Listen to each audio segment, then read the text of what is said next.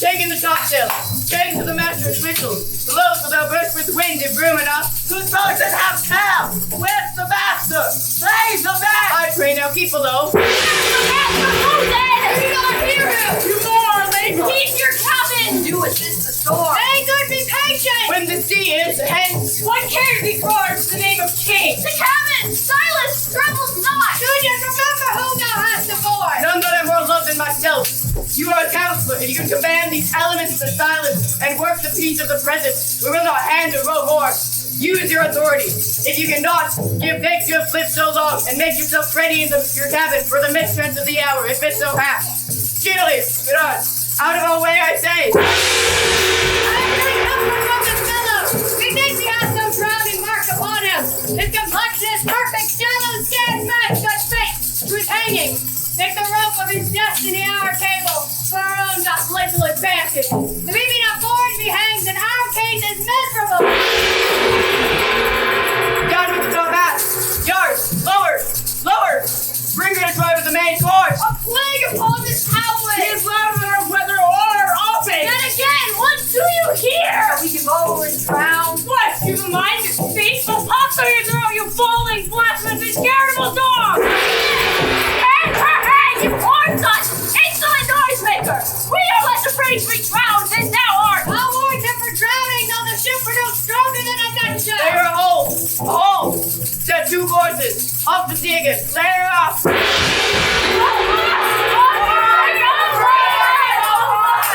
What? Must our mouths be cold? The king is prayed that prayers let us accept for our cases as there. I'm out of patience! We are really cheated of our lives by drunkards! This wide-struck rascal would now ride us like drown in the waters of 10 times! He'll be hanged yet, though every drop of water swear against it, and gave that wide extra to let him. I'll sing with the king!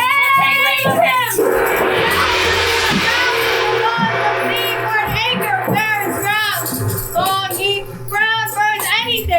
The wills above be done, but I would fain die a dry death.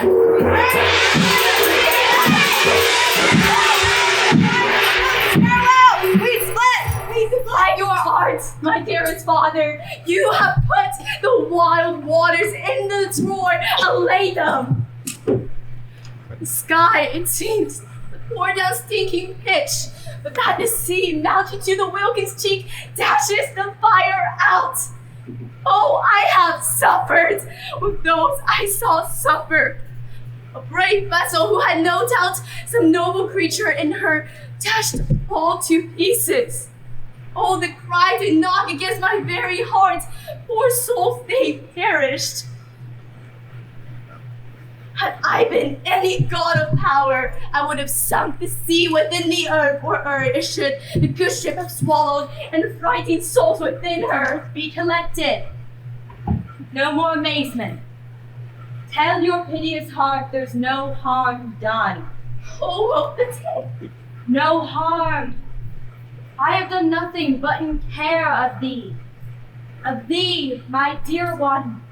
Thee, my daughter.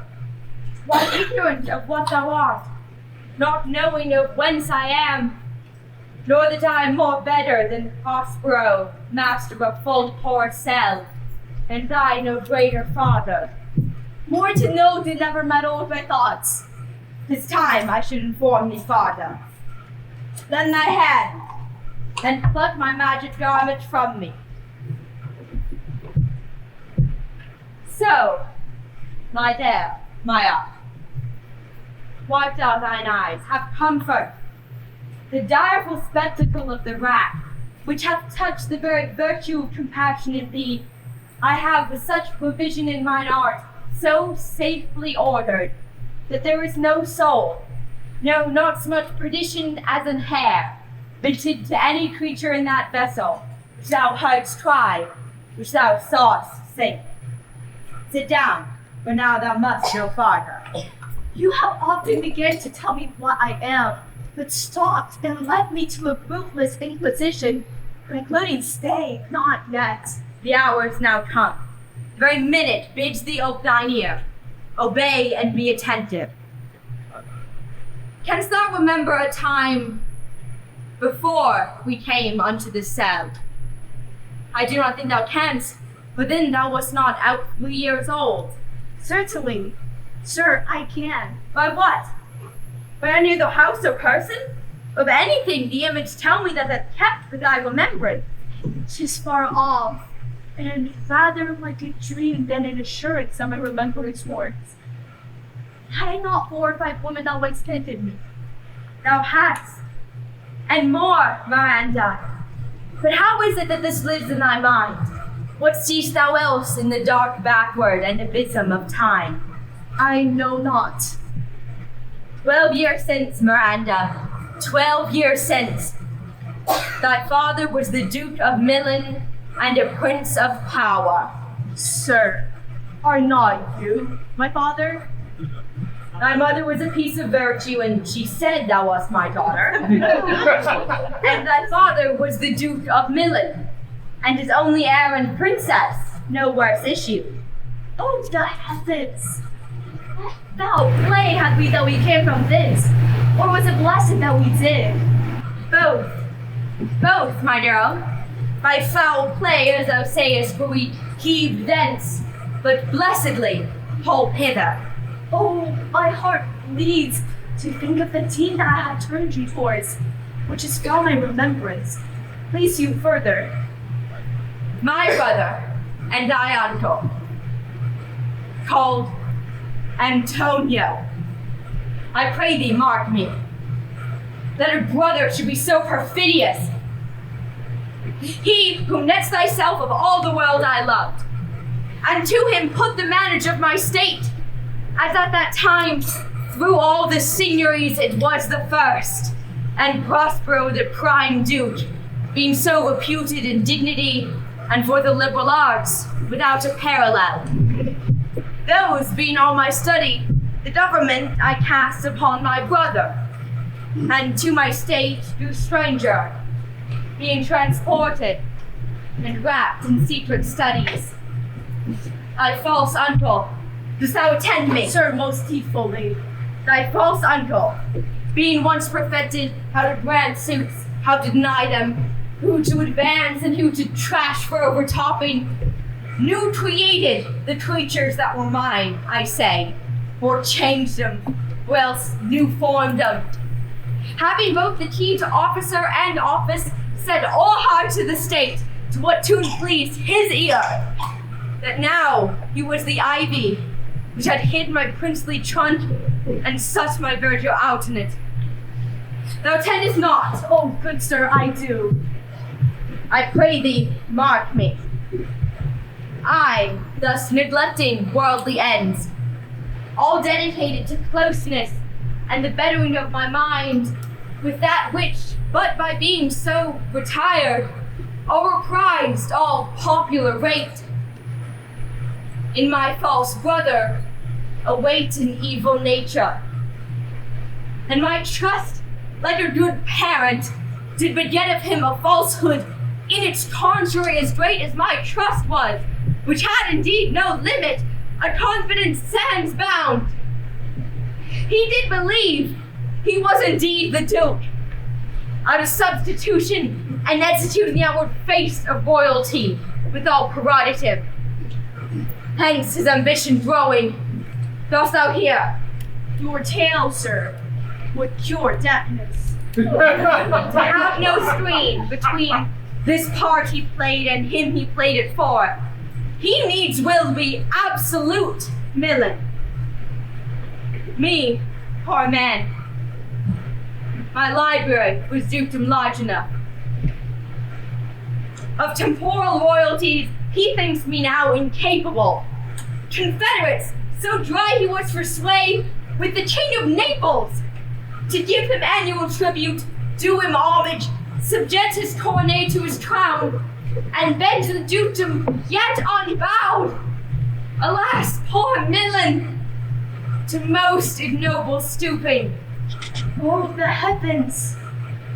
Mark his condition and the event, then tell me if this might be a brother. I should sin to think but nobly of my grandmother. Good wombs have borne bad sons. Now the condition. This king of Naples, being an enemy to the inveterate, hearkens my brother's suit, which was that he, in lieu of the premises of homage and I know not how much tribute, should presently extirpate me and mine out of the dukedom, and confer fair Millen with all the honors on my brother. Whereon a treacherous army levied, one midnight fated to the purpose did Antonio open the gates of Millen, and in the dead of darkness, ministers for the purpose hurried thence me and thy crying self. Alack, for pity! I, not remembering how I cried out then, will cry over it again. It is a hint that brings my eyes to it. Here a little further, and I'll bring thee to the present business which now is upon us. Wherefore did they not that hour destroy us? Well demanded, West. My tale provokes that question. Dear, they durst not. So dear the love my people bore me, nor set a mark so bloody on the business, but with colors fairer painted their foul ends. In few, they hurried us aboard a bark, bore us some leagues to sea, where they prepared a rotting carcass of a butt, not rid, nor tackle sail, nor mast, the very rats instinctively have quit it. There they hoist us, to cry to the sea that roared to us, to sigh to the winds, whose pity, sighing back again, did us but loving wrong. Alack, what trouble was it then to you? Oh, a cherubim thou wast, that did preserve me. Thou didst smile and fuse it with a fortitude from heaven. How come we ashore? By providence divine. Some food we had, and some fresh water, which a noble Neapolitan, Gonzalo, out of his charity, who being then appointed master of this design, did give us, with rich garments, linens, stuffs, and necessaries, which since have steadied much. So, of his gentleness, knowing I loved my books, furnished me with volumes from my library that I prize above my dukedom. Would I might but ever see that man. Now I arise. Sit still, and hear the last of our sea sorrow. Here, in this island we arrived, and here have I, thy schoolmaster, made thee more profit than other princes can, that have more time for vainer hours, and tutors not so careful. For heavens thank you for it. And now I pray you, sir, it is still beating in my mind. Your reason for raising this sea store. No, thus far forth. By accident most strange, bountiful fortune, now my dear lady, hath mine enemies brought to this shore. Here sees more questions. Thou art inclined to sleep. 'Tis a good dullness, and give it way. I know thou canst not choose. Come away, servants, come! I'm ready now. Approach, my Ariel, come! All hail, great master, sir. Hail! I come to answer thy best Be to pleasure. fly, to swim, to dive into the fire. To ride on the curled clouds to thy strong bidding task. Ariel, and to all his quality. Hast thou, spirit, performed to point the tempest that I bade thee? To every article. I boarded the king's ship, Now now the beak. Now on the waist, the deck, in every cabin I flamed amazement. Sometimes I divide and burn in many places. On the topmast, the yards, and bowsprit, but I could blame distinctly. Then meet and joy. The fire and cracks of sulphurous roaring, the most mighty Neptune, seemed to besiege and make his bold waves tremble. Yea, his dread tried its shake. My brave spirit! But who was so firm, so constant that this toil would not infect his reason? Not a soul but felt the fever of the mad and played some tricks of desperation. All but mariners plunged in the foaming brine and quit the vessel. Then, all afire with me, the king's son, Ferdinand, with hair up staring. Then, like reeds, not hair, was the first man that left. Cried, hell is empty and all the devils are here! My brave spirit! But was not this nigh shore? Close by, my master. But are they, Ariel, safe? Not a hair perished. On their sustaining garments, not a blemish, but fresher than before. And as thou badest me, in troops I dispersed them about the isle. The king's son I landed by himself, whom I left cooling of the air with sighs in an odd angle of the isle. And sitting, his arms in this sad knot. Of the king's ship, the mariners say how thou hast disposed, and all the rest of the fleet. Safely in the harbor is the king's ship. In the deep nook where once thou calledst me up at midnight to fetch dew, from still vexed removes. There she's hid. The mariners all under hatches stowed, who, with a charm joined to their suffered labors, I have left asleep. And the rest of the fleet which I dispersed, they all have met again, and are upon the Mediterranean float. Bound sadly home for Naples, supposing they saw the king's ship wracked, and his great person perish. Ariel, thy charge exactly is performed. But there's more work. What is the time of the day? Past the mid-season. At least 2 glasses. The time to which sits them now must by us both be spent most preciously. Is there more? Toil? Since thou dost give me pains, let me remember thee what thou hast promised, which is not yet performed me. How now? Moody? What is it thou canst demand? My liberty? Before the time be out? No more! Prithee, remember I have done thee worthy service. Hold thee no lies, made no mistakings, served without or grudge or grumbling. Thou did promise to bait me a full year. Dost thou forget? From what a torment I did free thee? No. Thou liest, malignant thing!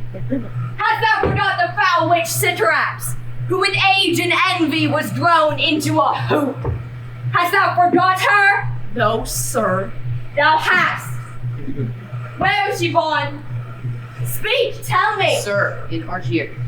Oh, was she so? I must once in a month recount what thou hast been, which thou forgettest. This damned witch Citrax, for mischiefs manifold and sorceries terrible to enter human hearing, from Argier thou knowest was banished. For one thing she did, they would not take her life.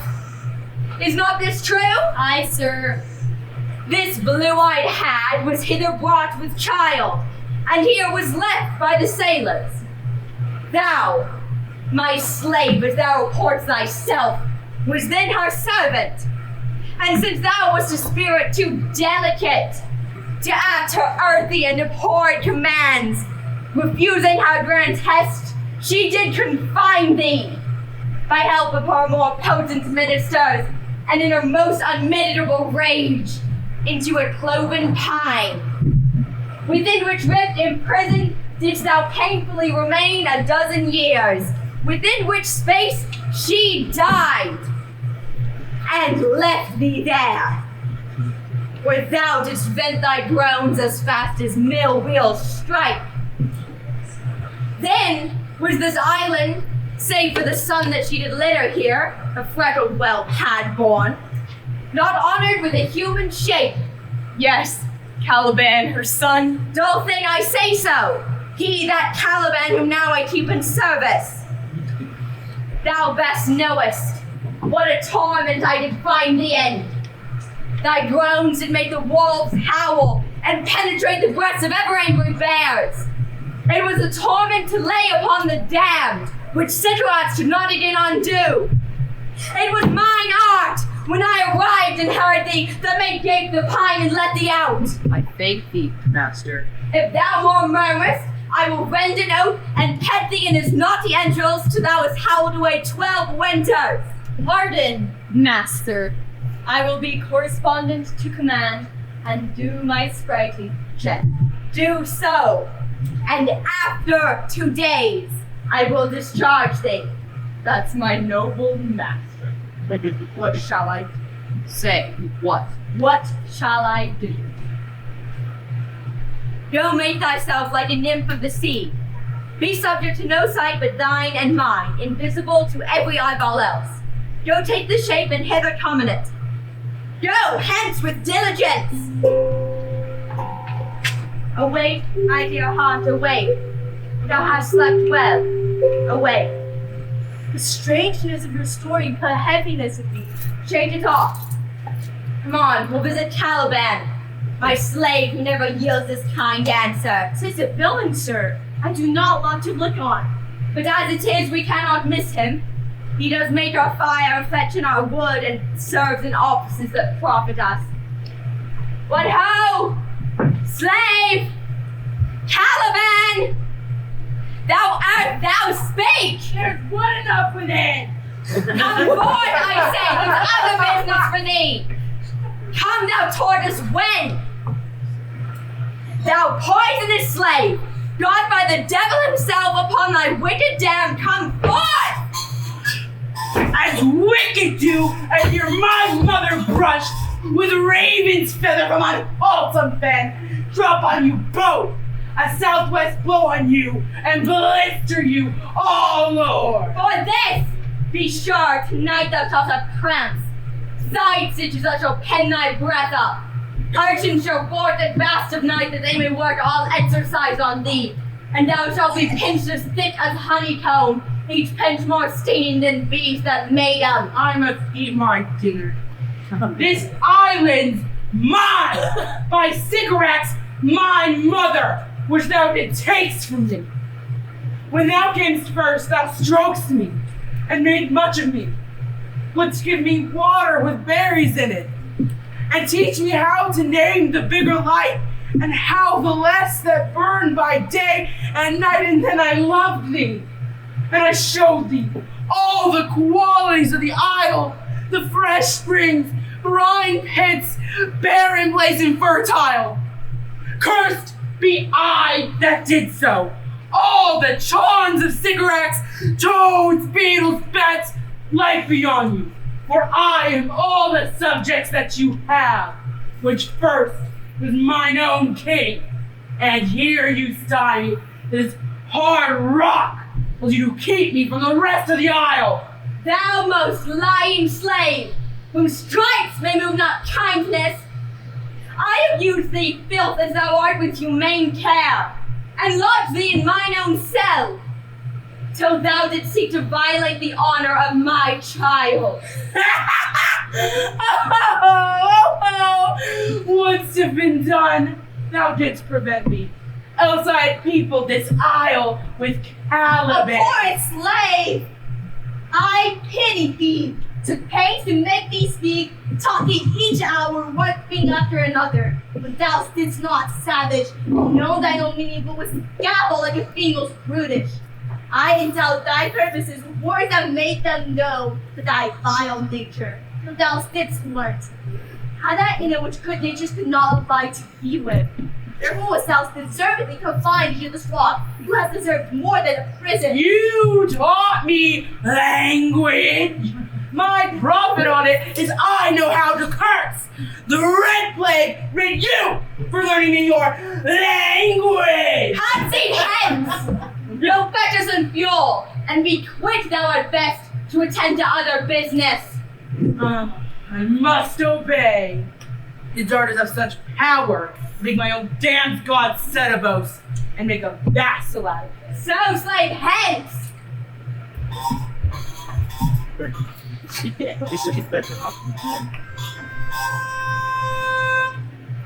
Come unto these yellow sands and then take hands. First when you have a kiss along the twist, put it deep here and there, and sleep right there a burden. Hark, hark! Bow wow! The watchdog's bark! Bow wow! Hark, hark! I hear the strain of strutting Chanticleer!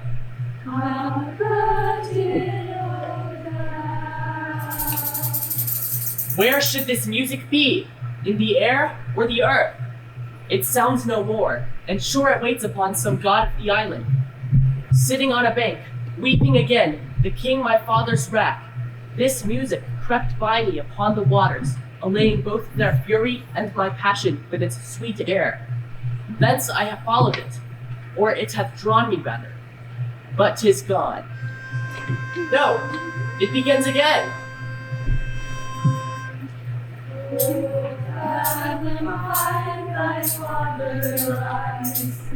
Of his bones are coral veins, those are just that were his eyes.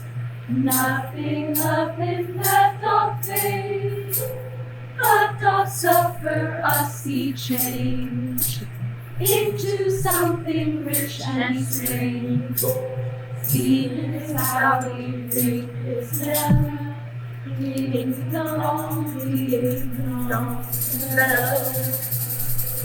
The ditty does remember my drowned father. This is no mortal business, nor no sound that the earth owes. I hear it now above me. The fringed curtain of thine eye advance, and say what thou seest yon.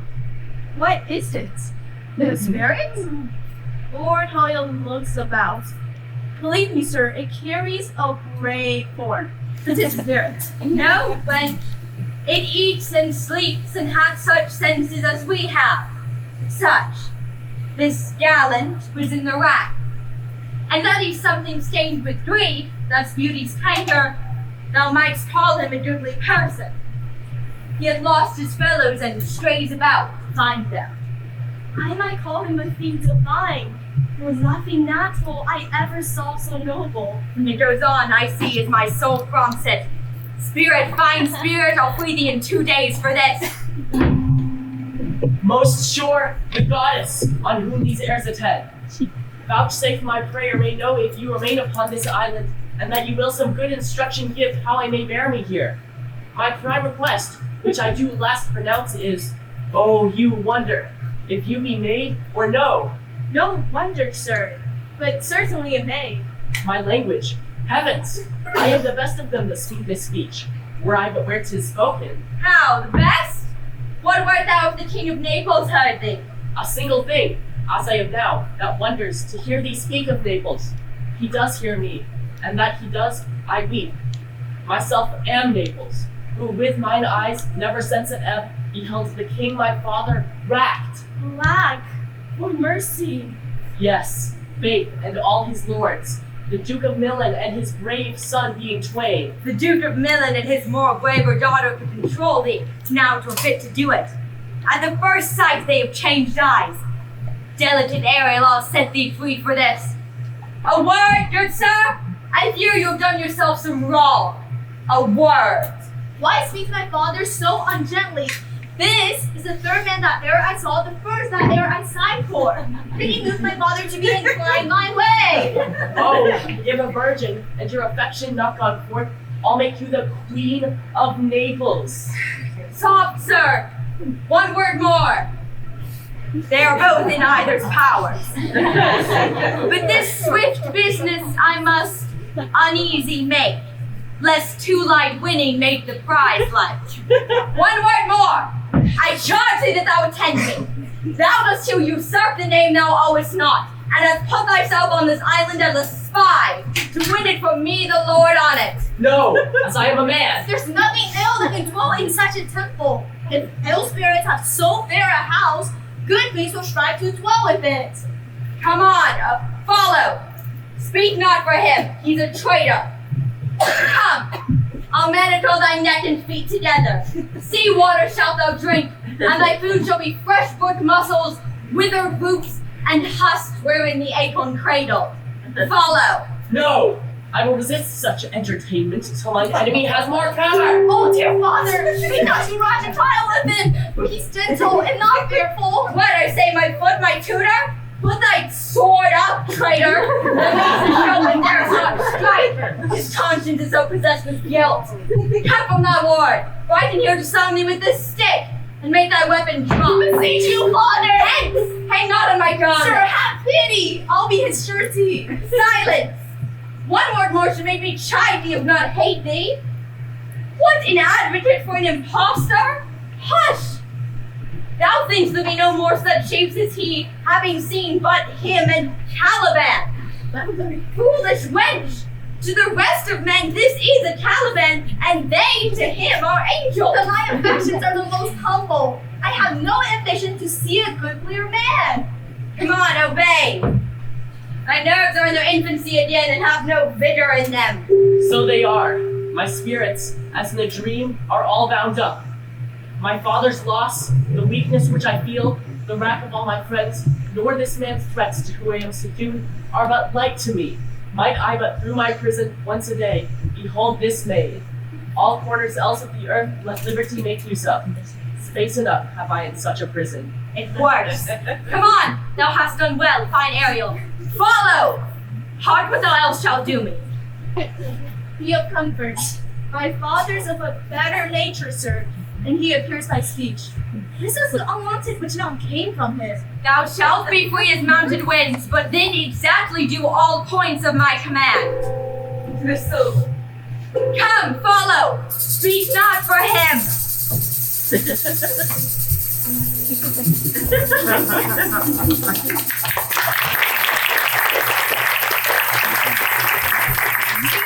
Sir, be merry. You have thought, so have we all, of joy. For our state is much beyond our loss. Our kind of woe is common. Every day some sailor's wife, the master of some merchant, and the merchant has just our people's woe. But for the miracle, I mean our preservation, few in millions can speak like us.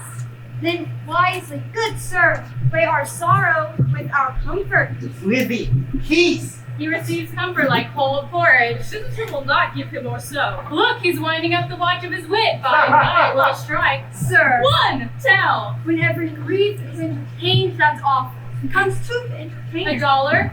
$1. Handsome indeed, you've spoken truer than you purposed. You have taken it wiselier than I meant you should. Therefore, my lord, Why, what a spendthrift is he of his tongue. I prithee, spare! well I have done. But yet, He will be talking. Which, of he or Adrian, for a good wager, first begins to crow. The old cock, the cockerel. Done. The wager? A laughter, a match. Though this island seems to be desert, Ha ha ha. uninhabitable and almost inaccessible, Yet? he He could not miss it. it must needs be of a subtle, tender, and delicate temperament. Temperance was a delicate wench. Aye, the subtle, as he most learnedly delivered. The air breathes upon us here most sweetly. As if it had lungs, and rotten lungs. Or as twere perfumed by a fan. here is everything advantageous to life. True, save means to live. Of that there's none, or little. How lush and lusty the grass looks, how green! The ground indeed is tawny, with an eye of green in it. He misses not much. No, he doth but mistake the truth totally. The rarity of it is, which is indeed almost beyond credit, As many vowed rarities are. that our garments, being as they were drenched in the sea, while notwithstanding their freshness and gloss, being rather new dye than stained with salt water. If but one of his pockets could speak, would not say he lies, aye, or very falsely pocket up his report. Methinks our garments are now as fresh as when we put them on first in Africa, as the marriage of the king's fair daughter, Clarabelle, to the king of Tunis. 'Twas a sweet marriage, and we prosper well in our return. Tunis was never before graced, and since her paradox fair queen. Not since widow Dido's time. Widow? Oh, box on that. How came that widow in? Widow Dido? What do you say? A widower Aeneas, too. Good Lord, how you take it? Widow Dido, said you? You make me study of that. She was of Carthage, not of Tunis. This Tunis, sir, was Carthage. Carthage. I assure you, Carthage. His word is more than miraculous. He has raised the wall and the houses too. What impossible matter will he make easy next? I think he will carry this island home in his pocket and give it his son for an apple. And, sowing the kernels in the sea, spring forth more islands. Aye. Why a good time? Sir, we were talking that our garments seem now as fresh as when we were at Tunis, at the marriage of your daughter, who is now queen. And the rarest dinner came there. Fate, I beseech you, Widow Dido. Oh, Widow Dido, I, Widow Dido. Is not, sir, my doublet as fresh as the first day I wore it? I mean, in a sort, That's sort of when I wore it at your daughter's marriage. You cram these words into my ears against the stomach of my sex. Would I had never married my daughter there. For coming thence, my son is lost, and in my late she too, who is so far from Italy removed, I ne'er again shall see her. Oh, thou mine heir, of Naples and of Milan, what strange fish hath made his meal on thee? Sir, he may live. I saw him beat the surges under him and ride upon their backs. He trod the water whose enmity flung aside, and breasted over the surge most swollen that met him. His bold head above the contentious waves he kept, and oared themselves on good arms with lusty stroke to the shore, whose over his wave-worn basin bowed, as stooping to relieve him. I doubt not he came alive to land. No, he's gone. Sir, you may thank yourself for this great loss. Thou would not bless our Europe with your daughter, rather lose her where she at least is banished from your eye. Who hath cause to wet the grief on it? Prithee, peace. You are kneeled to and imported otherwise by all of us, and the fair soul herself, weighed between loathness and obedience at which end of the beam should bow. We have lost your son, I fear, forever. The fault's your own.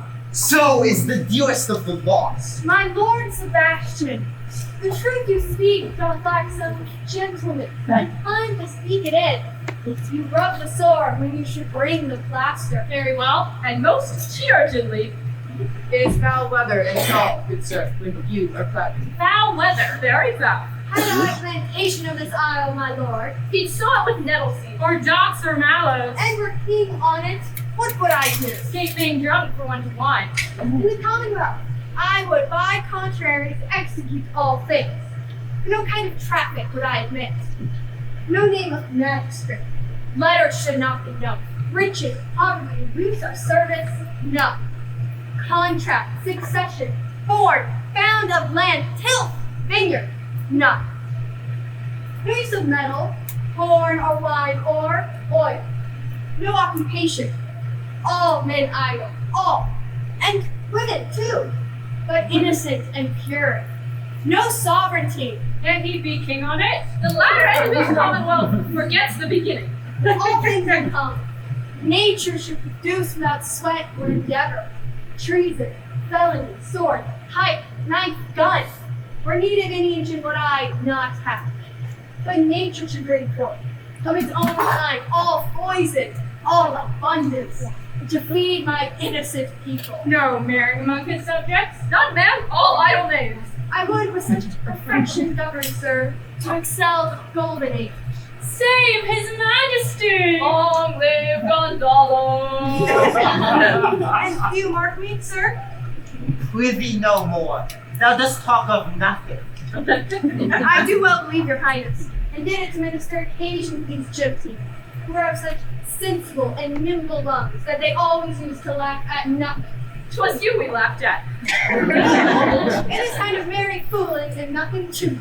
So you may continue, and laugh at nothing still. What a blow was there given? And it had now fallen flat long. You are a gentleman of brave mettle.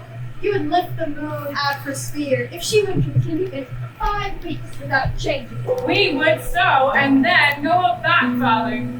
Good my lord, be not angry. No, I warrant you, I'll not adventure my discretion so weakly. Will you laugh me asleep?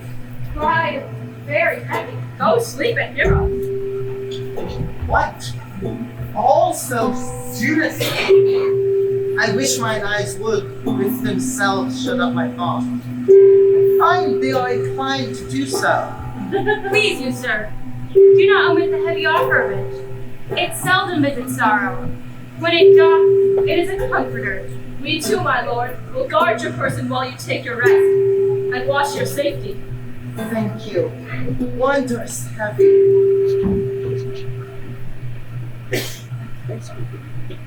What a strange drowsiness possesses them. It is the quality of the climate. Why doth it not then our island sink? I find not myself disposed to sleep. Nor I. My spirits are nimble. They fell together all as by consent. They dropped as by a thunderstring. What might, worthy Sebastian? Oh, what might? No one.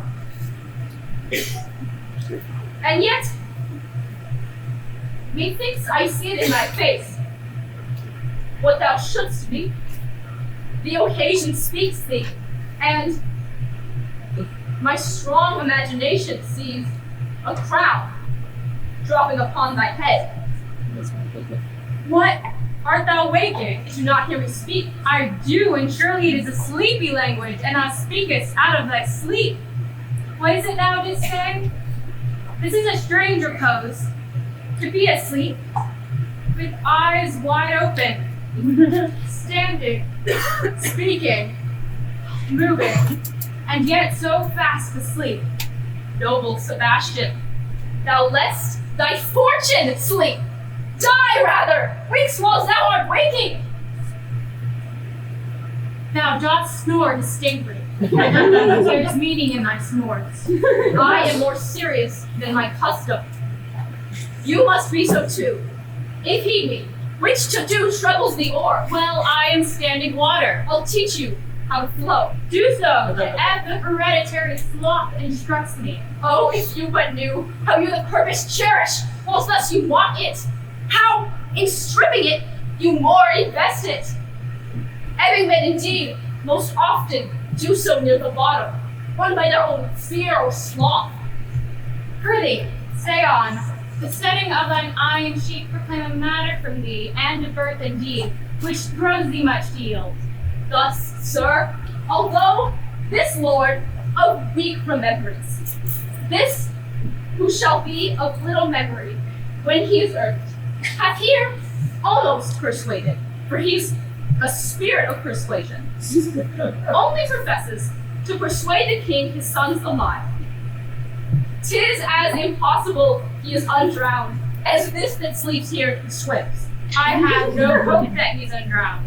Oh, out of that no hope, what great hope have you? No hope that way is another way. So high a hope that even ambition cannot pierce the weak beyond, but doubt discovery there. Will you grant with me that Ferdinand is drowned? He's gone. Then tell me, who is the next heir of Naples? Claribel. She that is queen of Tunis? She that dwells 10 leagues beyond a man's life. She that from Naples can have no note, unless the sun were post, the man of the moon's too slow. Till newborn shins be rough and razorable. She that from whom we all were sea swallowed, though some cast again. And by that destiny, perform an act, whereof what's past is prologue. What's to come in yours and mine discharge. What stuff is this? How say you? 'Tis true my brother's daughter is queen of Tunis. So is she heir of Naples. Twixt which regions there is some space. A space whose every cubit seems to cry out, how shall that Claribel measure us back to Naples? Keep in Tunis, and let Sebastian wait. Say this were death that now hath ceased. Why, they were no worse than now they are. There be that can rule Naples, as well as this that sleeps. lords that can prate as amply and as unnecessarily as this Gonzalo, I myself can make a chuff of as deep a chaff. Oh, that you bore the mind that I do. But I sleep for this, for your advancement. Do you understand? Methinks I do. Then how does your content tender your own good fortune? I remember you did supplant your brother Prospero. True! And look how well my garments sit upon me. Much fleeter than before. My brother's servants were then my fellows. Now they are my men. But for your conscience, Aye, sir, where lies that? If for a time, 'twould put me to my slipper, but I feel not this deity in my bosom. 20 consciences that stand twixt me and Millet.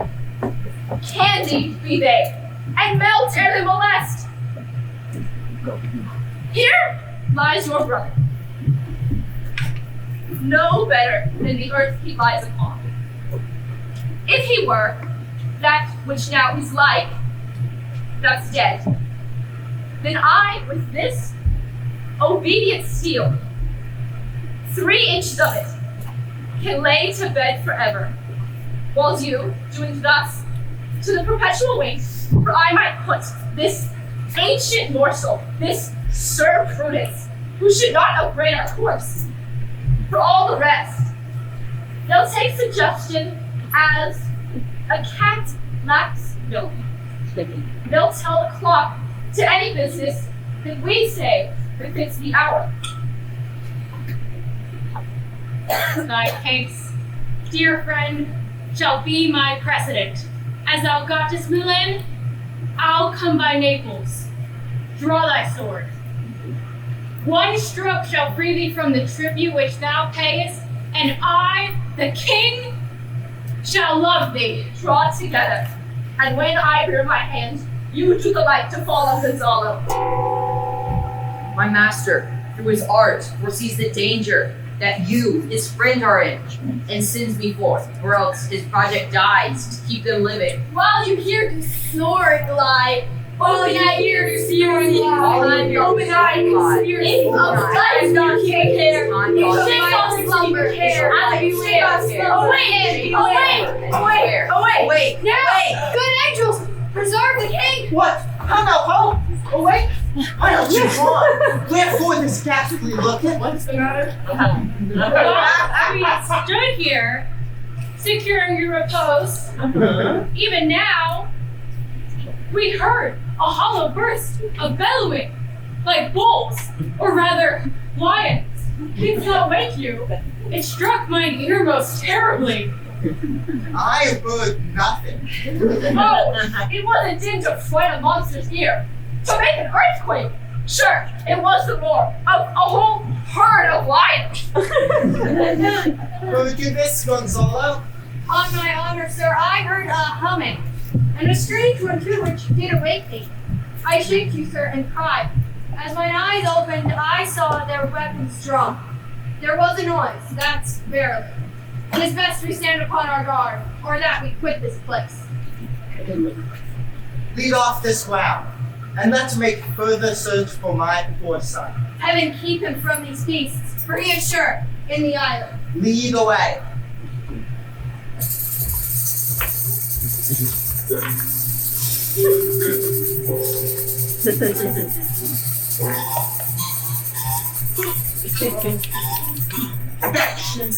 Sun steps out. Balls, pens, rats. On Prosper fall and make him by Ishmael a disease.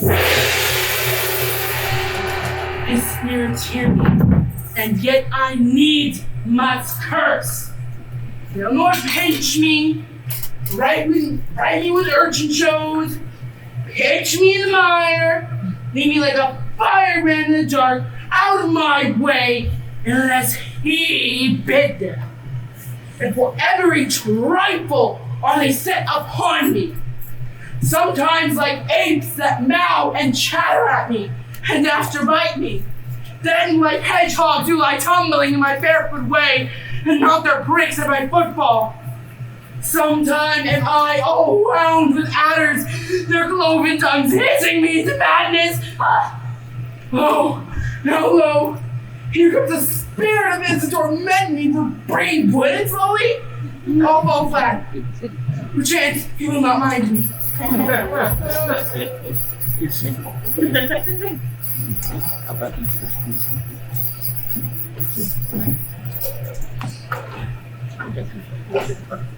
Here's neither bush nor shrub to bear off any weather at all. And another storm brewing. I hear it sing in the wind. Yon same black cloud, yon huge one, looks like a foul bombard that would shed flicker. Bitchy thunders to take the floor, I know not where to hide my head. Yon same cloud cannot choose but fall like hailstones.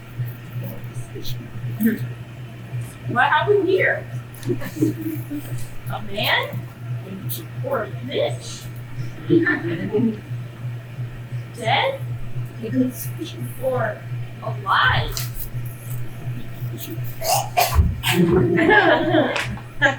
A fish.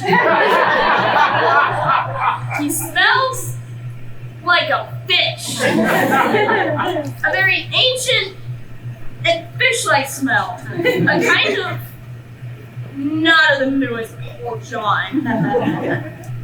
Strange fish. For I'm in England now, as once I was, and had this fish painted. Not a holiday fool there, but would give a piece of silver. There, with this monster, make a man.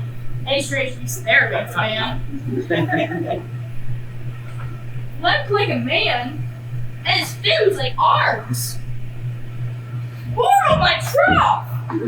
I do not let loose my opinion. Hold it no longer. This is no bitch. But an islander hath lately suffered by a thunderbolt. Alas, the storms come again. The best way is to creep under is gabardine. There's no other shelter hereabouts. Misery waits a man of strange bedfellows. I will here shroud till the dregs of the storm be past. I shall no more to sea, here shall I die ashore.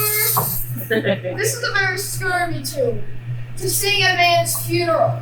Well, here's my comfort. The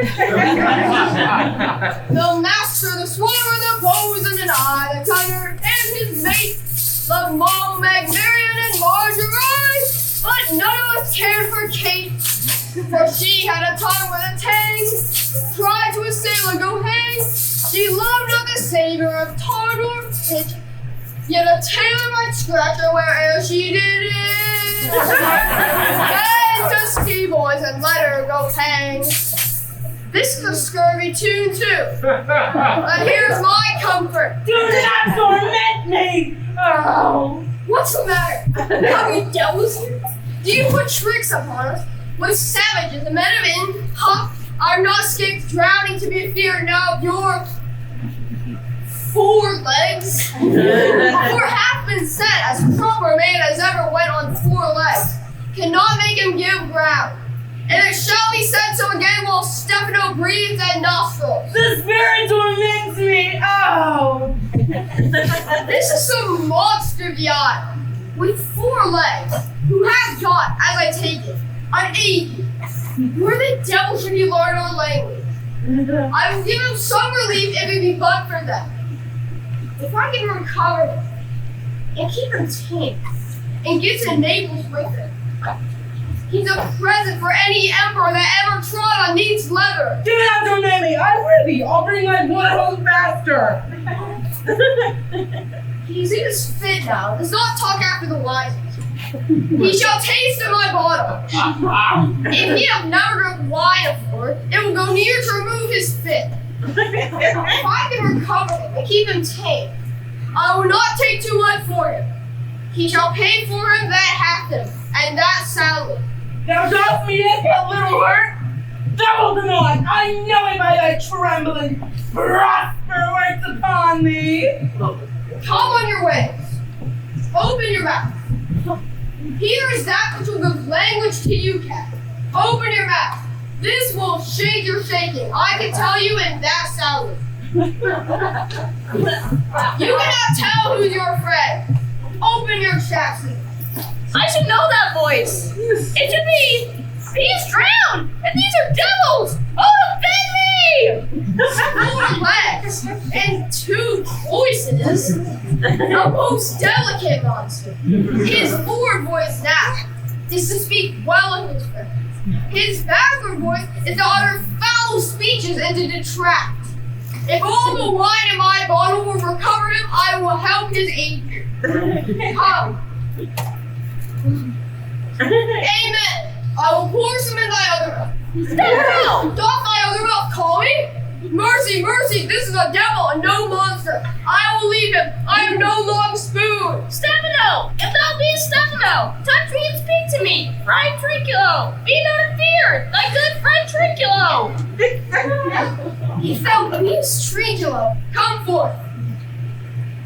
I'll pull thee by the lesser legs. If any be Trinculo's legs, these are them. Thou art very Trinculo indeed. How came thou to be the siege of his moon calf? Can he bend Trinculos? I took him to be killed with thunderstroke. Art thou not drowned, Stefano? No, thou art not drowned. Is the store overflow? I hid me under the dead of Cascaverte to fear the storm. Art thou living, Stefano? Oh, Stefano! Do me a escape! Prithee, do not turn me about. My stomach is not constant. These be fine things. And if they be not sprites, that's a brave god who bears celestial liquor. I will kneel to him. How didst thou escape? How camest thou hither? Swear by this bottle how thou camest hither. I escaped upon a butt of sack, which the sailors heaved overboard. By this bottle, which I made of the bark of a tree with my own hands, since I was cast ashore. I'll swear upon that bottle. Not earthly. Here, swear then how thou escapest. From shore, man, like a duck. I can swim like a duck, I've been sworn. Here, kiss the book. Though thou canst swim like a duck, thou art made like a goose. Oh, Stefano, hast any more of this? The whole butt, then. My cellar is in a rock by the seaside where my line is in. How now, Monica? How does thine aid thee? Hast thou not dropped from heaven? Out of the moon, I do assure thee. I was the man in the moon when time was. I have seen thee in her, and I do adore thee. My mistress showed me thee, and thy dog, and thy bush. Come, swear to that. Kiss the book.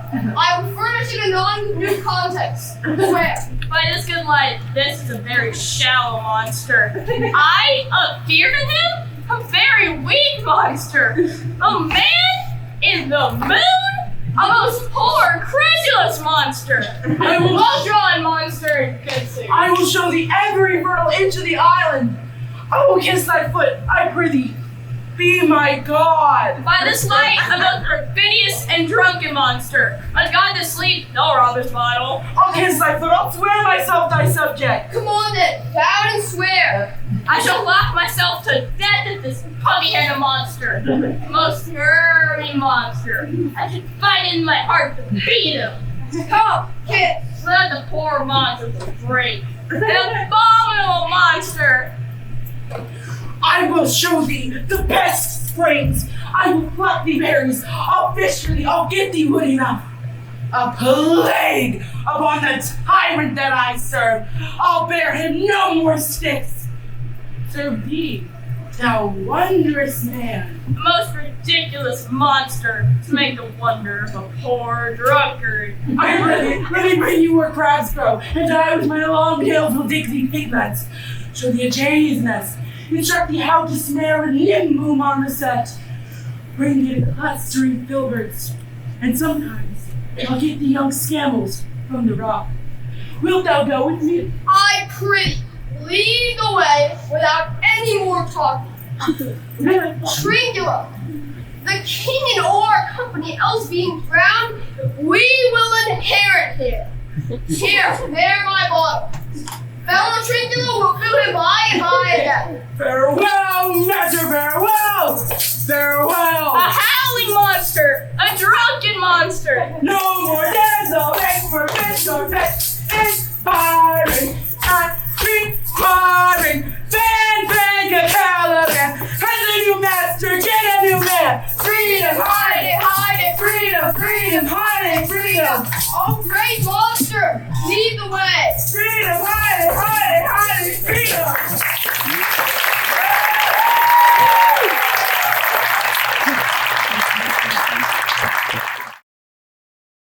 There be some sports are painful, and their labor delight in them sets off.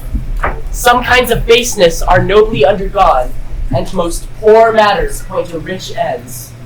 This, my mean task, would be as heavy to me as odious, but the mistress which I serve quickens what's dead, and makes my labors pleasures.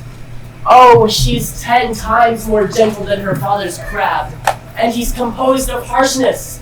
I must remove some thousands of these logs and pile them up upon a sore injunction. My sweet mistress weeps when she sees me work, and says such baseness had never like executor. I forget, but these sweet thoughts do even refresh my labors, most busiest when I do it. Alas now, pray you, work not so hard. I would the lightning have burnt up those logs that you were enjoying to pile. Pray, set it down and rest you. When this burns, 'twill weep for having worried you. My father is hard at study. Pray now, rest yourself. He's safe for these 3 hours. O most dear mistress, the sun will set before I shall discharge what I must strive to do. If you'll sit down, I'll wear your locks a while. Pray, give me that. I'll carry it to the pile. No, gracious creature, I had rather crack my sinews, break my back than you should such dishonor undergo while I sit lazy by. It would become me as well as it is you, and I should do it with much more ease. My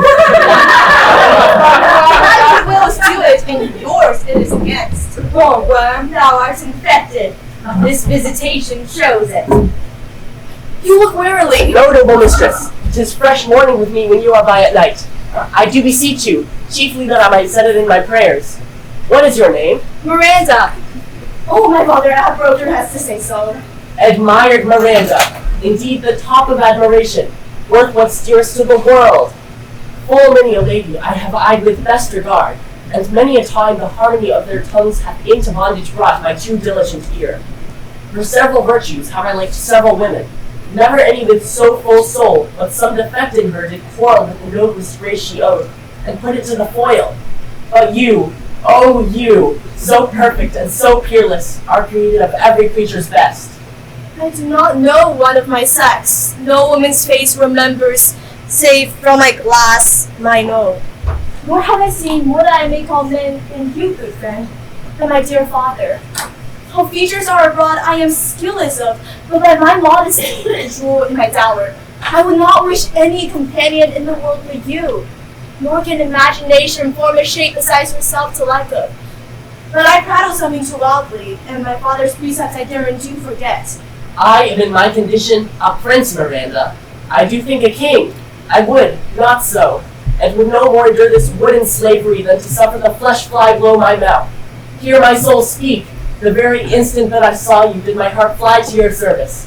There resides to make me slave to it, and for your sake am I this patient log man. Do you love me? Oh heaven, oh earth, bear witness to this sound, and crown what I profess with kind event if I speak true. If hollowly, invert what best is voted me to mischief. I, beyond all limit of what else in the world, do love, prize, honor you. I am a fool to weep at what I am glad of. Fair encounter of two most rare affections. Heavens rain grace on that which reads between them. Wherefore weep you? On mine unworthiness. I dare not offer what I desire to give, and much less take what I shall die to want. But this is trifling, and all the more it seeks to hide itself the bigger bulk it shows.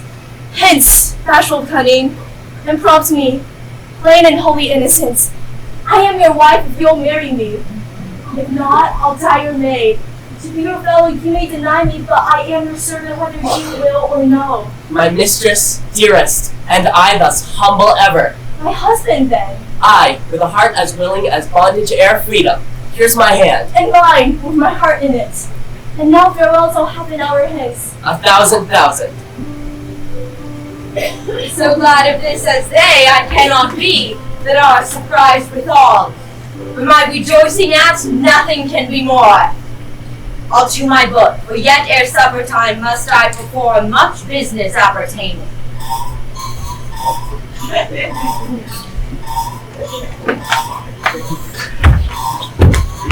Tell not me. When the butt is out, we will drink water, not a drop before.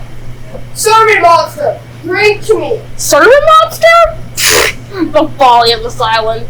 It seems us but 5 upon this isle. We are 3 of them. If the other 2 be brain like us, the state totters. Drink, servant monster, when I bid thee. Thy eyes are almost set in thy head. Where should they be set else? You were a brain monster indeed if they were set in its tail. Thy man monster hath drowned his tongue in sack.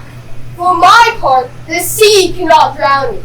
By this light, thou shalt be my lieutenant, monster, or my standard. You're a lieutenant, if you list. He's no standard. Will not run, monsieur monster. Nor go neither.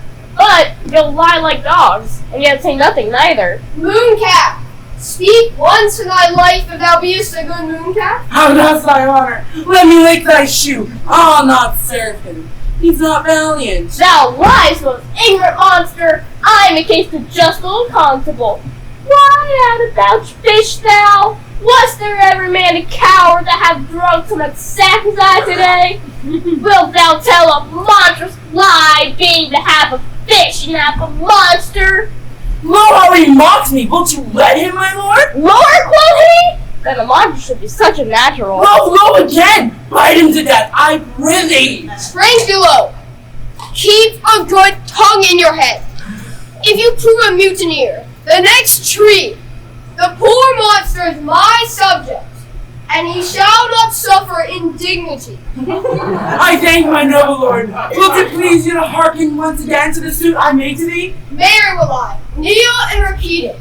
I will stand, and so shall Trinculo. As I told thee, I am subject to a tyrant, a sorcerer, who by his cunning hath cheated me of the island. Thou liest! Thou liest, thou jester monkey thou! I would my noble lord would destroy thee. I do not lie. Trinculo, if you trouble him any more in his tail, by this hand I will supplant some of your teeth. Why? I said nothing. Mum then, and no more. Proceed. As I said, I am subject to a tyrant, who by sorcery hath cheated me of the isle. If thy greatness will revenge it on him, I know thou darest, but this thing dare not. That's most certain. Thou shalt be lord of it, and I'll serve thee. How now shall this be compassed? Canst thou bring me to the party? Take it, my lord, I will yield him there asleep, where thou mayest brain him or knock a nail into his head. Thou liest, thou canst not. What a pied ninny is this? Thou scurvy patch, I beseech you, give him blows and take his bottle from him. For when that's gone, he'll drink naught but brine, for I'll not show him where the quick freshes are. Trinculo, run into no further danger. Interrupt the monster one word further, and by this hand I'll turn my mercy out of doors and make a stockfish of thee. Why? What did I? I said nothing. I'll go further off. Didst thou not say he lied? Thou liest! Do I so? Take thou that! As you like this, give me the lie another time! Enough the lie! I have your wits in here too! A bottle of your bottle! Let's get sack and drinking too! We're rain under monster, and the devil take your fingers! Now forward with your tail. Pretty, stand further off! Beat him enough. After a little time, I'll beat him too. Stand further! As I told thee, 'tis a custom with him in the afternoon to sleep. There thou mayst brain him. First seize his books, or with a log batter his skull, or punch it with a stake, or get Luisen with thy knife. Having first possessed his books, for without them he is but a sot as I am, nor hath not one spirit command, for they all do hate him as rootedly as I. He has brave utensils, for so he calls them, that when he has a house he'll deck withal. But that, most deeply to consider, is the beauty of his daughter. He himself calls her a nonpareil. I never saw a woman size Sycorax, my dam, and she far surpasseth Sycorax, as greatest does least. Is it so brave a lot? Aye, my lord, she will become thy bed, I warrant, and bring thee forth a brave brood. Monster! I will kill this man! His daughter and I will be king and queen, save our graces. And Trinculo and thyself shall be viceroys. Dost thou like the plot, Trinculo? Excellent! Give me thy hand. I am sorry I beat thee, but while thou livest, keep a good tongue in it. Within this half hour will he be asleep. Wilt thou destroy him then? Aye, on mine honor. This will I tell my master. Thou makest me merry, I am full of pleasure. Let us be jocking. Will you truly catch and top me, Budweiler? At thy request, monster. Come on, Trinculo, let us sing. Cloudiment, Cadiment, Scoudiment, Cloudiment, all is free. That's not the tune. What is the shame? This is the tune of our catch. Played by the picture nobody. If thou beest the man, show thyself in thy likeness. If thou beest the devil, take it as thou livest. Oh, forgive me my sins! He that dies pays all debts. I defy thee. Mercy upon us. Art thou afeard? No, monster, not I. Be not afeard. The isle is full of noises, sounds and sweet airs that bring delight but hurt not. Sometimes 1,000 twangling instruments will hum about mine ears, and sometimes a voice that if I were to wake after a long sleep would make me sleep again. And in my dreams methought the clouds would open and show riches ready to drop upon me, that when I woke, I cried to dream again. This will prove a brave kingdom to me, where I shall have my music for nothing. When Prospero is destroyed. That shall be by and by. I remember the story. The sound is going away. Let's follow it and after do our work. Lead, monster, we'll follow. I would I could see the sailor. He lays it on. Will it come? I'll go, sir. No. I am aching. I can go no further, sir. My old bones ache. Here is a maze, trod indeed through forthrights and meanders. By your patience, sir, I needs must rest me. Old Lord, I cannot blame thee, who am myself attached with weariness to the dulling of my spirit. Sit down and rest. Even here I will put off my hope and keep it no longer for my flatterer. He is drowned, whom thus we stray to find, and the sea mocks our frustrate search on land. Well, let him go. I am right glad that he is so out of hope. Do not for one repulse forgo the purpose into which he resolves to effect. The next advantage will we take thoroughly. Then let it be tonight. For now they are pressed with travel. They will not, nor cannot, use such vigilance as when they are fresh. I say tonight, no more. What harmony is that? My good friends, look, Marvelous, sweet music. give us kind keepers. Heavens, what were these? A living drollery. Now I will believe that there are unicorns. I'll be sworn 'tis true. If in Naples I should report this now, would they believe me? If I should say I saw such islanders? For certes these are people of the island, who, though they are of monstrous shape, yet note their manners are more gentle, kind, than of our human generation. Honest Lord, thou hast said well. For some of you that present are worse than devils. I cannot too much muse. Such shape, such gesture, and such sound, expressing, although they want the use of tongue, a kind of excellent, dumb discourse. They vanished strangely. No matter, since they left their viands behind, for we have stomachs. Will't please you taste of what is here? Not I. Faith, sir, you need not fear. I will stand to and feed, although my last, no matter, since I feel the best is past. Brother, my lord the Duke, stand to and do as we. You are free of sin! Whom destiny hath to instrument this lower world, and what is in it? The never surfeited sea hath caused to belch up you, and on this island where man doth not inhabit, you, mongst men, being most unfit to live. I have made you mad! You fools!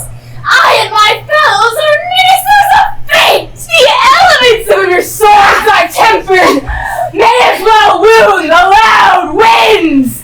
My fellow ministers are like invulnerable! If you get hurt, your swords are now too massy for your strength. You three villain! Is the plan good? Prospero! Exposed unto the sea, which hath requited him and his innocent child, for which foul deed the powers delaying, not forgetting, have incensed the steeds of swords, yea, all the creatures against your peace of thy son, Alonso, they have breath, and do pronounce by me lingering perdition, worse than any death can be at once, shall step by step attend you and your ways! My high charms work, and these mine enemies are all knit up in their distractions. They now are in my power. And in these fits I'll leave them, while I visit young Ferdinand, whom they suppose is drowned, and his and mine loved darling. In the name of something holy, sir, why stand you in this strange stare? Oh, it is monstrous! Monstrous! Methought the bellows spoke and told me of it. The winds did sing it to me, and the thunder, that deep and dreadful organ, might pronounce the name of Prosper. It did base my trespass. Therefore, my son, if the ooze is bedded, I'll seek him deeper than e'er plummet sounded, and with him there lie mutted. But one beat at a time! I'll fight their legions over! I'll be thy second! All three of them are desperate. Their great guilt's like poison, given to work a great time after, now against to bite the spirits. I do beseech you, who are of suppler joint, follow them swiftly, and hinder them from what this ecstasy may now provoke them to. Follow, I pray you.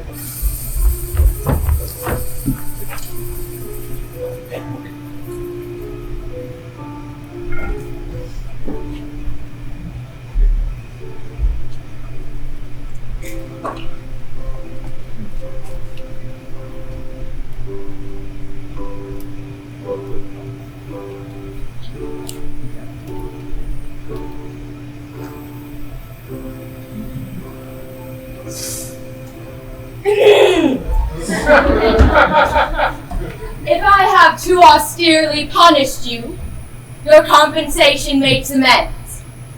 For I have given you here a third of mine own life, or that for which I live, who once again I tender to thy hand. All thy vexations were but my trials of thy love, and thou hast strangely stood the test. Here afore heaven I ratify this my rich gift. O Ferdinand, do not smile at me that I boast of her, for thou shalt find she will outstrip all praise and make it halt behind her. I do believe it, against an oracle. Then as my gift and thine own acquisition worthily purchased, take my daughter. But if thou dost break her virgin not before all sanctimonious ceremonies may with full and holy rite be ministered, no sweet aspersion shall the heavens let fall to make this contract grow, but barren hate, sour-eyed disdain, and discord shall bestrew the union of your bed with weeds so loathly that you shall hate it both. Therefore take heed, as Hymen's lamps will light you. As I hope for quiet days, fair issue, and long life with such love as 'tis now, the murkiest den, the most opportune place, the strongest suggestion our worser genius can, shall never melt mine honor into lust, to take away the edge of that day's celebration. Fairly spoke. Sit then and talk with her. She is thine own. My industrious servant, Ariel, come! What would my potent master? Here I am. Thou and thy meaner fellows your last service did worthily perform, and I must use you in such another trick. Go bring the rabble, o'er whom I give thee power, to this place. Incite them to quick motion, for I must bestow upon the eyes of this young couple some vanity of mine own. It is my promise, and they expect it of me. Presently, Aye, with a twink. Before you can say come and go, every twice and cry so. each one tripping on his toe. We'll be here with Mub and Mo. Do you love me, master? No. Dearly, my delicate Ariel, do not approach or let us hear me call. Look thou be true. I warrant you, sir, the white cold virgin snow upon my heart abates the ardor of my liver. Well, now come, my Ariel, appear, and pertly. No tongue, all eyes, be silent. Ceres, most bounteous lady, queen of the sky, whose watery arch and messenger am I, bids thee lead these, and with her sovereign grace, here on this grass butt, in this very place, to come and sport, her peacocks fly amain, approach rich Ceres, her to entertain. Hail, many-colored messenger! Why hath thy queen summoned me hither to this short grass green? A contract of true love to celebrate, and some donation freely to a stage on the blessed lovers. Highest queen of state, great Juno comes, I know her by her gait. How does my bounteous sister go with me to bless this twain, that they may prosperous be and honored in their issue? Honor, riches, marriage blessing, long continuance and increasing, hourly joys be still upon you. Juno sings her blessings on you.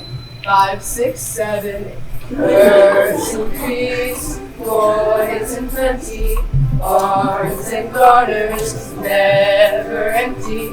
Vines with clustering, bunches growing, plants with goodly burden blowing. Spring comes here at the farthest, in the very end of the harvest. Scarcity, and one shall shun you. Ceres' blessing, so is on you. This is a most majestic vision, and harmonious charmingly. May I be bold to think these spirits? Spirits, which by mine art I have from their confines called, to enact my present fancy. Let me live here ever. So rare a wondered father and a wise makes this place paradise.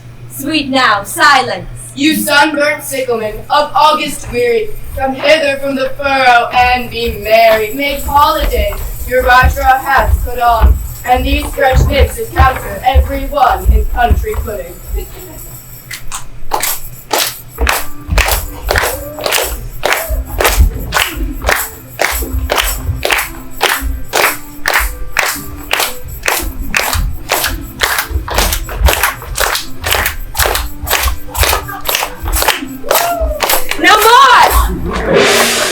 I forgot the foul conspiracy of the beast Caliban and his confederates against my life. The minute of the plot is almost come.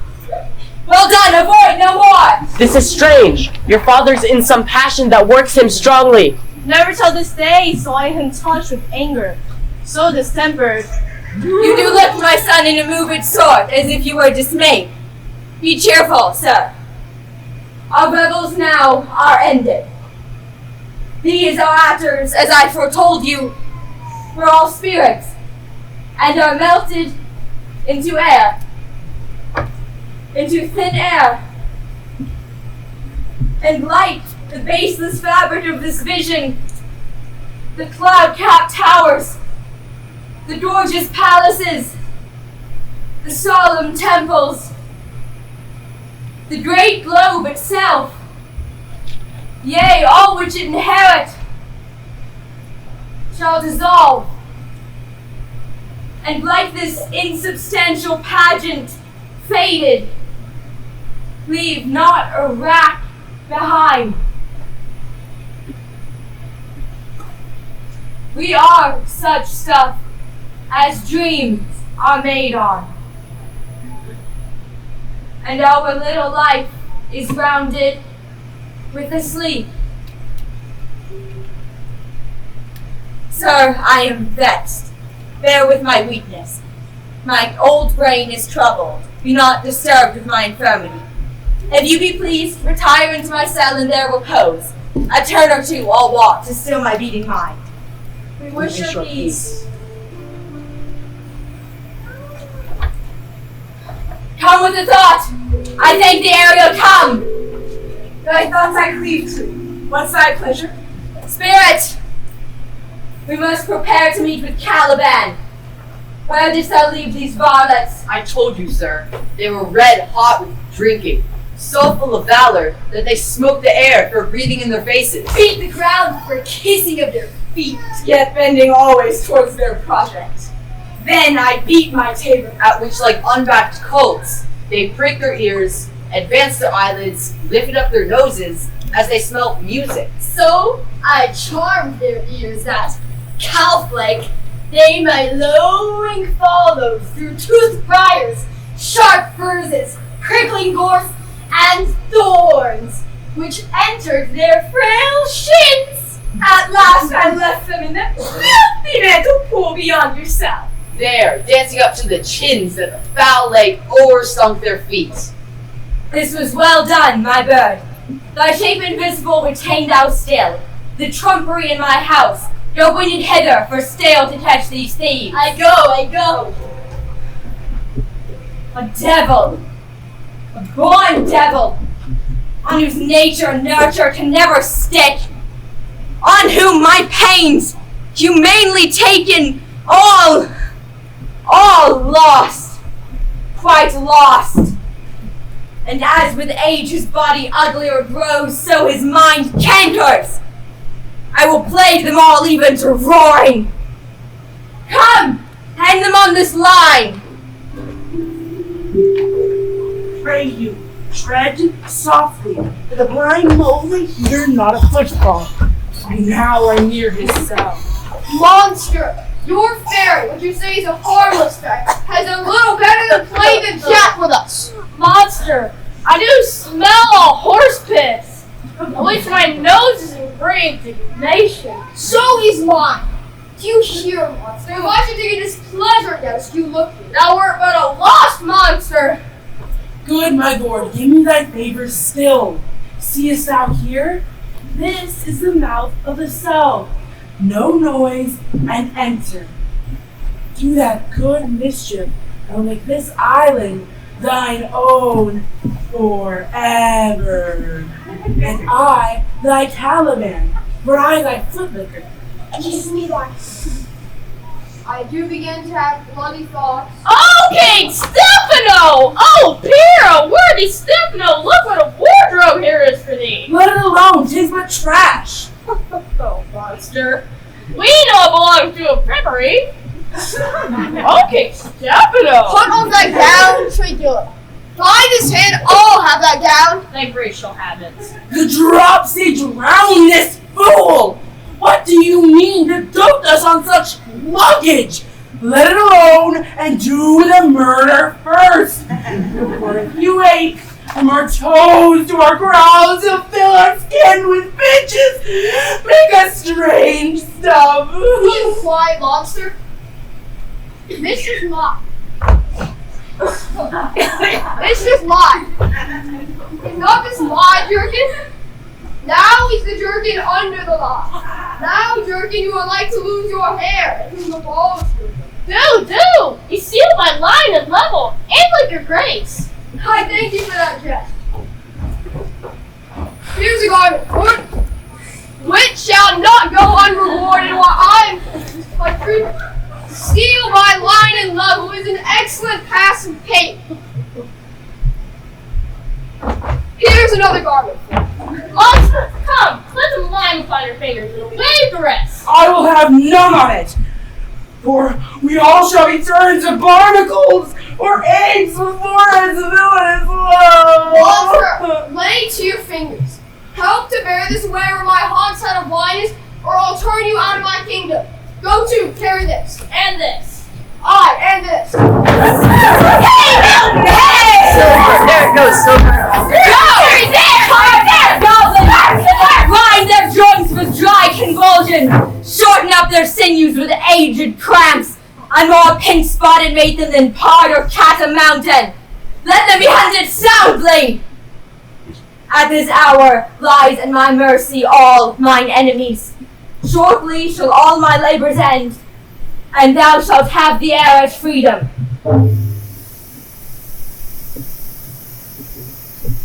Now my project gathers to a head. My charms crack not, my spirits obey, and time goes upright with his carriage. How's the day? On the 6th hour, at which time, my lord, you said our work should cease. I did say so when I first raised the Tempest. Say, Spirit, how fares the king and his followers? Confined together in the same fashion as you gave in charge, just as you left them, all prisoners, sir. In the lime grove which weather fits your cell, they cannot budge till your release. The king, his brother, and yours abide all three distracted, and the remainder mourning over them, brimful of sorrow and dismay. But chiefly, him that you termed, sir, the good old Lord Gonzalo. His tears run down his beard like winter's drops from eaves of reeds.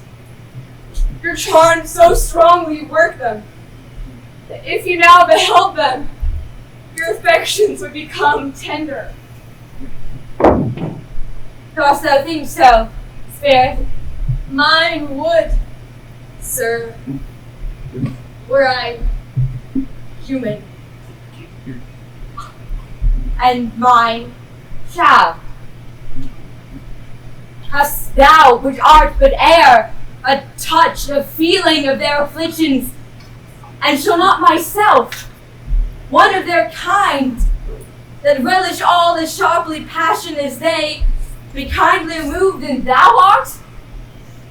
Though with their high bones I am struck to the quick, with nobler reason, 'gainst my fury do I take part.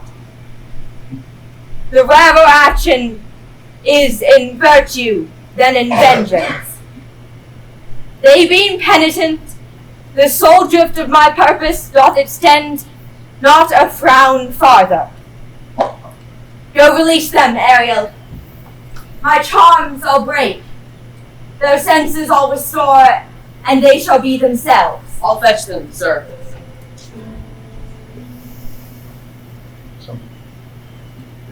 Ye elves of hills, brooks, standing lakes, and groves,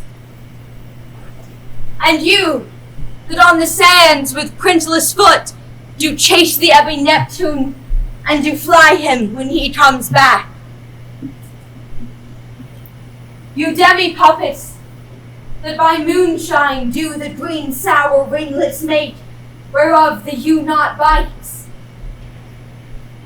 And you, whose pastime is to make midnight mushrooms, that rejoice to hear the solemn curfew,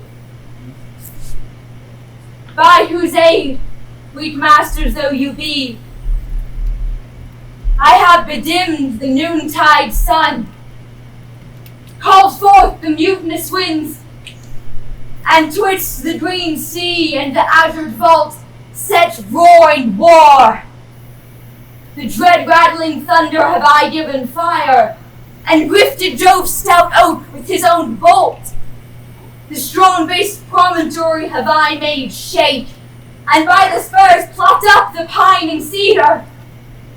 Graves at my command have waked their sleepers, oped and led them forth by my so potent art. But this rough magic I here abjure, and when I have acquired some heavenly music, which even now I do, to work mine end upon their senses that this airy charm is for, I'll break my staff, bury it certain fathoms in the earth, and deeper than did ever plummet sound, I'll drown my book.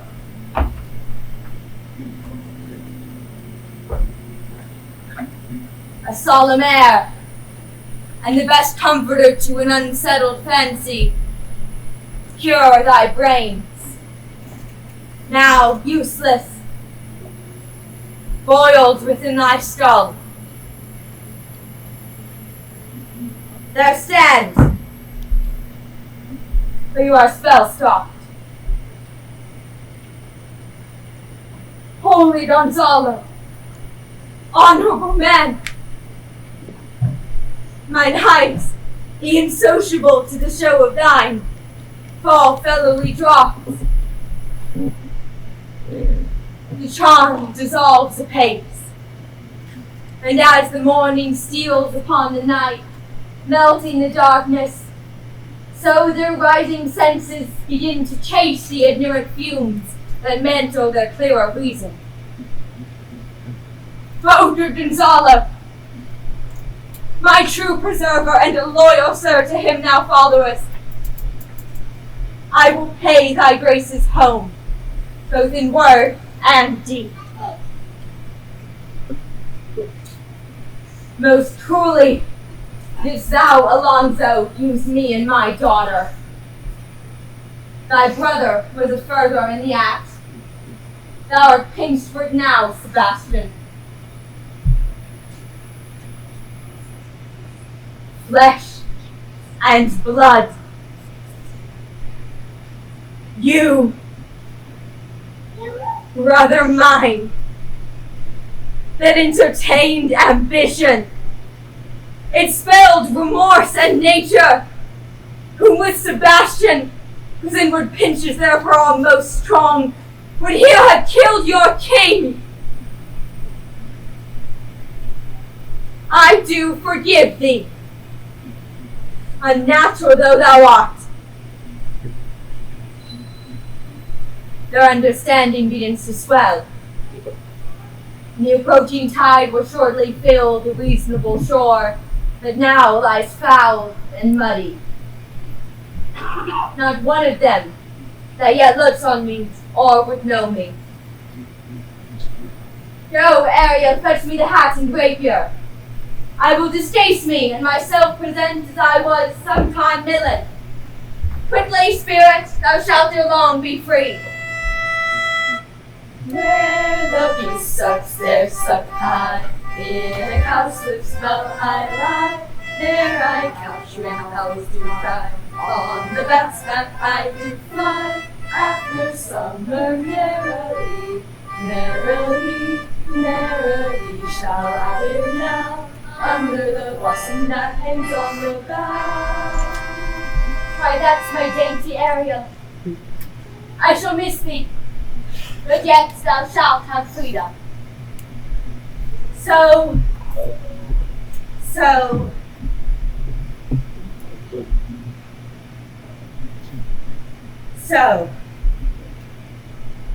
to the king's ship, invisible as thou art, there shalt thou find the mariners asleep under the hatches. The master and the boatswain await, enforce them to this place, and presently, I prithee, I drink the air before me and return, for air your pulse twice beat. All torment, horrible wonder and amazement inhabits here. Some heavenly power guide us out of this fearful country. Behold, Sir King, the Ronald Duke of Milan Crossborough. For more assurance that a living prince does now speak to thee, I embrace thy body, and bid thee and thy company a hearty welcome. Whether you beest he or no, or some enchanted trifle to abuse me, as late I have been, I not know. Thy pulse beats as of flesh and blood, and since I saw thee, the affliction of my mind amends, with which I feel a madness held to it. This must crave, and if this be at all a most strange story, thy dukedom I resign, and do entreat thou pardon me my wrongs. The cow should prosper, be living, and be here. First, noble friend, let me embrace thine age, whose honor cannot be measured or confined. Whether this be or be not, I'll not swear. You do yet taste some subtleties of the isle, which do not let you believe things certain. Welcome, my friends all. But you, my brace of lords, were I so minded, I here to pluck his highness frown upon you and justify you traitors. At this time, I will tell no tales. The devil speaks in him. No. For you, most wicked sir, whom to call brother would even infect my mouth, I do forgive thy rankest fault. All of them. And require my dukedom of thee, which perforce I know thou must restore. If thou beest prosper, give us particulars of thy preservation, how thou hast met us here, whom but 3 hours since were lapped upon this shore, where I have lost. Oh, how sharp the point of this remembrance is, my dear son, Ferdinand. I am well for, sir. Irreparable is the loss, and patience says it is past her cure. I rather think you have not sought her help, of whose soft grace for the like loss I have her sovereign aid, and rest myself content. You the like loss? As great to me as late, and supportable to make the dear loss, have I means much weaker than you may call to comfort you, for I have lost my daughter. A daughter? Oh, heavens! That they will live in both in Naples, the king and queen there. That they were. I wish myself were mudded in that oozy bed where my son now lies. When did you lose your daughter? In this last tempest. I perceive these lords at this encounter you so much admire that they devour their reason, and scarce think their eyes do offices of truth, their words are natural breath. But howsoever you have been jostled from your senses, know for certain that I am Prospero, and that very youth which was thrust forth of Milan, who, most strangely, upon this shore where you were wrapped, was landed to be the lord on it. Yeah. Welcome, sir. This sells my court. Pray you, look in. My dukedom, since you have given me again, I will requite you with as good a thing. At least bring forth a wonder to content you as much as me, my dukedom. Sweet lord, you play me false. No, my dearest love, I would not for the world. Yes, for score kingdoms you should wrangle, and I will call it your play. If this prove a vision of the isle, one dear son will I twice lose. A most high miracle. Though the seas threaten, they are merciful. I have cursed them without cause. Now all the blessings of the glad father compass thee about. Arise and say how thou camest here. Oh, wonder! How many goodly creatures are there here? How beauteous mankind is! Oh, brave new world that has such people in it! 'Tis new to thee. What is this maid with whom thou wast at play? Your eldest acquaintance cannot be 3 hours. She the goddess that hath severed us and brought us thus together? Sir, she is mortal, but by immortal providence, she's mine. I chose her when I could not ask my father for his advice, nor thought I had one. She is daughter to this famous Duke of Milan, of whom so often I have heard renown, but never saw before, of whom I have received a second life and second father. This lady makes him to me. I am hers. But oh, how oddly will it sound that I must ask my child for forgiveness. There, sir, stop.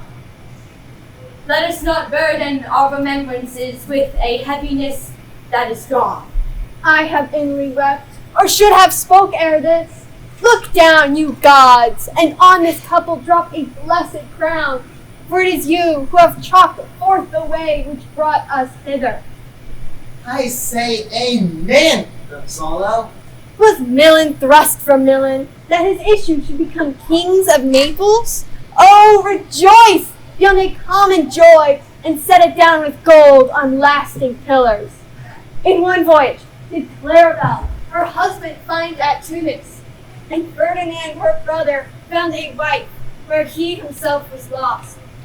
Prospero his dukedom in a poor isle, and all of us, ourselves, when no man was his own. Give me your hands.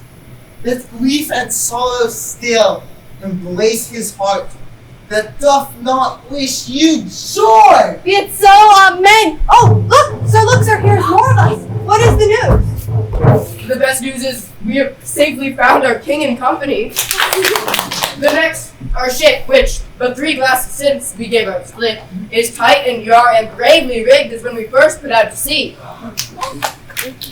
These are not natural events. They strengthen from strange to stranger. Say, how came you hither? If I did think, sir, I were well awake, I'd strive to tell you. We were all dead of sleep, and how, we know not, all clapped under hatches. Where, but even now, with strange and several noises of roaring, shrieking, howling, jingling chains, and more diversity of sounds, all horrible, we were awaked, straight away, at liberty, where we, and all her trim, freshly beheld our royal, good and gallant ship, our master, capering on her. Well done. Bravely, my diligence, thou shalt be free. This is as strange a maze as e'er man trod. And there's in this business more than nature was ever conduct of. Some oracle must rectify our knowledge. Sir, my liege, do not infest your mind with beating on the strangeness of this business. At pitch leisure, which shall be shortly, single I'll resolve you, which to you shall seem probable, of every these happened accidents. Till when, be cheerful, and think of each thing well. Every man ship for all all the rest, and let no man take care for himself, for all is but fortune. Coraggio, bully monster, coraggio! If these be true spies, which I wear in my head, it's a goodly sight. Oh, Satabos, these be brave spirits, and how fine my master is. Afraid he will chastise me. What things are these, my lord Antonio? Will money buy them? Very like. One of them is a plain fish, and no doubt marketable. Mark but the badges of these men, my lords, then say if they be true. This misshapen knave, his mother was a witch, and one so strong that could control the moon, make flows and ebbs, and deal in her command without her power. These three have robbed me, and this demi-devil, for he's a bastard one, had plotted with them to take my life. Two of these fellows you must know and own. This thing of darkness, I acknowledge mine. I shall be pinched to death.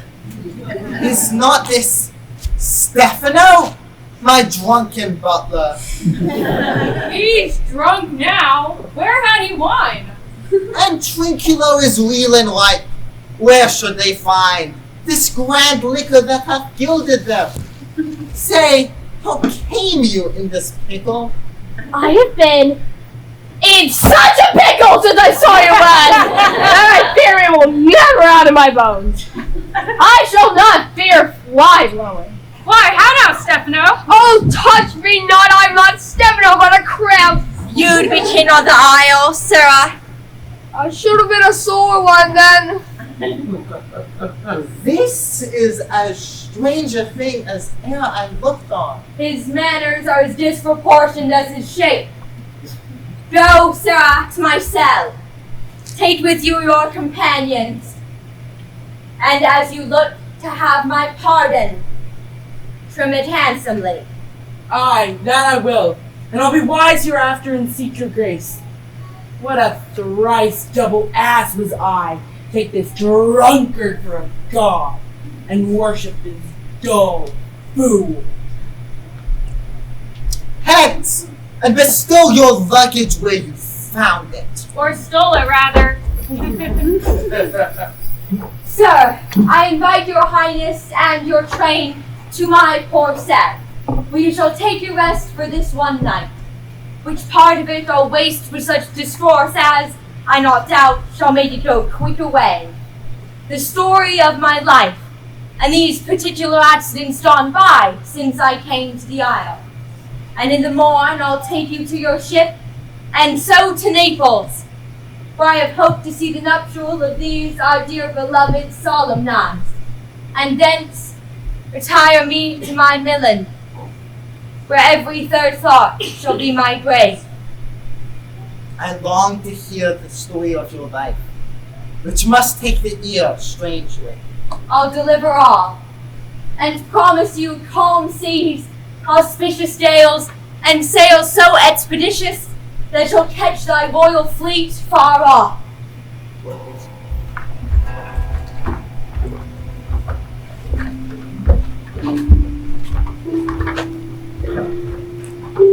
My Ariel, chick, that is thy charge.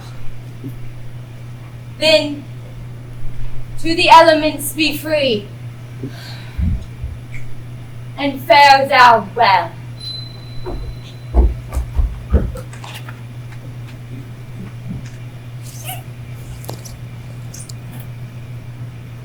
Please you, draw near.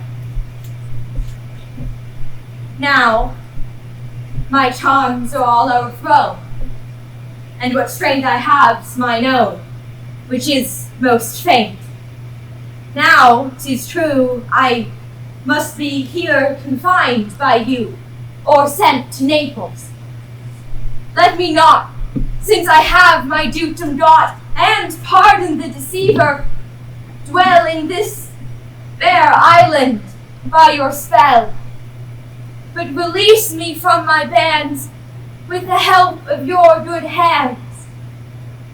Gentle breath of yours my sails must fill, or else my project fails, which was to please.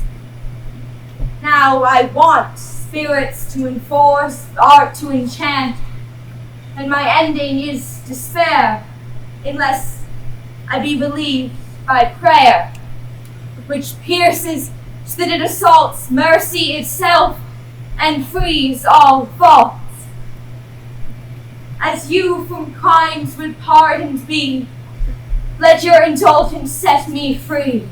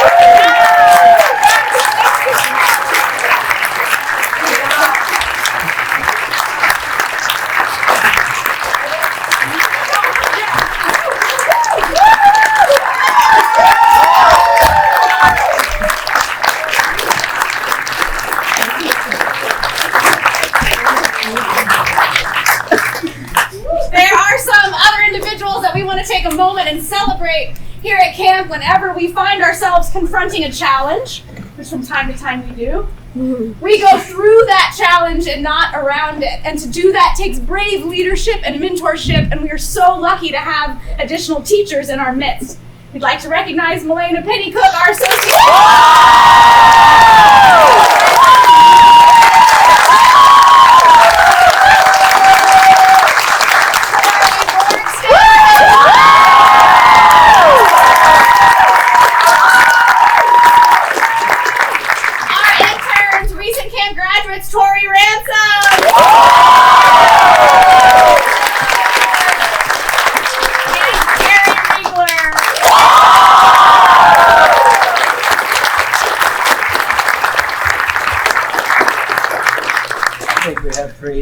Three graduates.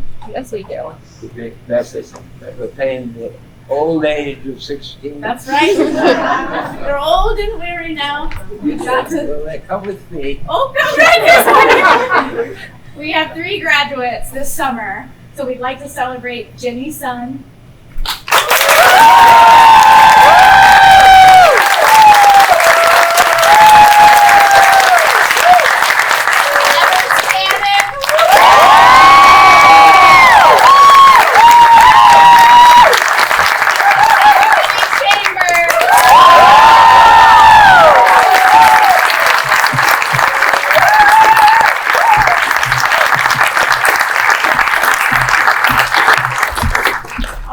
You're old now.